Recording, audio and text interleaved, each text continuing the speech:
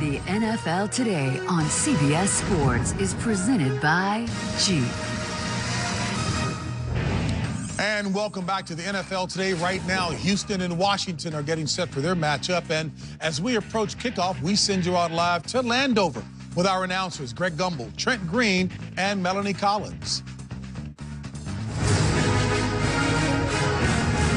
JB, a bit more electricity in the air than usual here at FedEx Field in Landover, Maryland. Today's combatants have each won 6 times in 9 outings. Each is a division leader, and names like Watson and Watt and Smith and Peterson will have plenty to say about who wins today.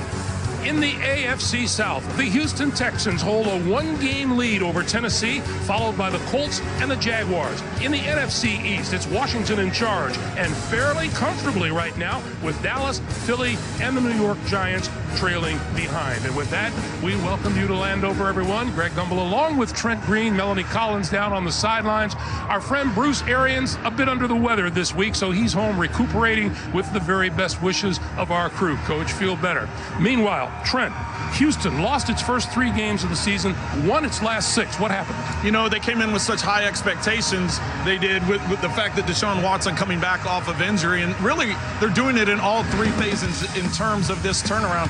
Deshaun Watson has increased his play, but look at the points per game after the first 3 games, and the defense has stepped it up.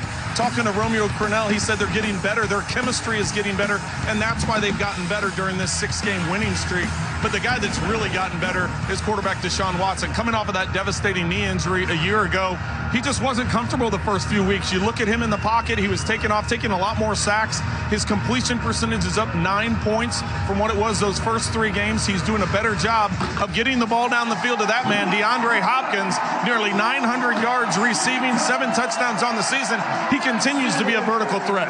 Now, the Texans on defense, let's say you were still playing the game. How would you feel about 2 guys like Jadeveon Clowney and J.J. Watt chasing you around all day? I wouldn't feel real good about it at all. Those 2 guys, not only are they big, but they're fast. And when you look at what they've been able to do, the number of sacks and tackles for loss, we're going to take a look at, in going green, one of those plays against the Jaguars. Look at J.J. Watt's going to have 3 guys focus on him, so that leaves Clowney one-on-one. He gets through and gets the sack. The thing you'll see from the Texans today is they move both of them around so the offensive line can't dial in on them. Meanwhile, all those years we watched Alex Smith quarterbacking in Kansas City and the presence that he had now, he brought that here to Washington. They like his presence. They like his game. Well, his consistency, when they traded for Alex Smith to have him come in, they wanted consistency at the quarterback position. He doesn't turn the ball over. If you look at him throughout his career, only 3 interceptions on the season. He's very efficient with the ball. When he gets a chance to throw it downfield, he will, but he's going to be smart with the football, utilize the underneath throws. And when you have a running back that's running like Adrian Peterson right now, really found a fountain of youth, 33 years old, and look at him closing in on 13,000 yards in his career. He's averaging over 4 yards a carry. Trent, you know well the value of a solid offensive line. This has been a real concern here the last several weeks. It still is. It's started from the beginning of the season, losing guards along the way. Now Trent Williams, he thought they were going to get him back today. He practiced, isn't able to go, so Inseki is going to get another opportunity to play at left tackle against a very formidable pass rush that we just talked about. All right, time for the Home Depot Do Project Smarter.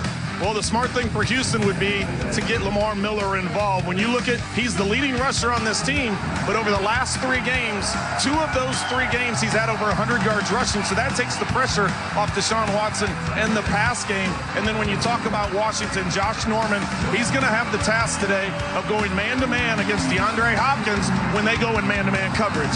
And then looking at the matchup, Washington's red zone defense is the best in the NFL. Houston is struggling with red zone defense. Look at that. 100%. You go back to last year, 43 straight times in the red zone, they've given up points. Houston and Washington, each a division leader, each with a 6-3 record. This should be a good one. The NFL on CBS will continue from Landover, Maryland after this message and a word from your local station.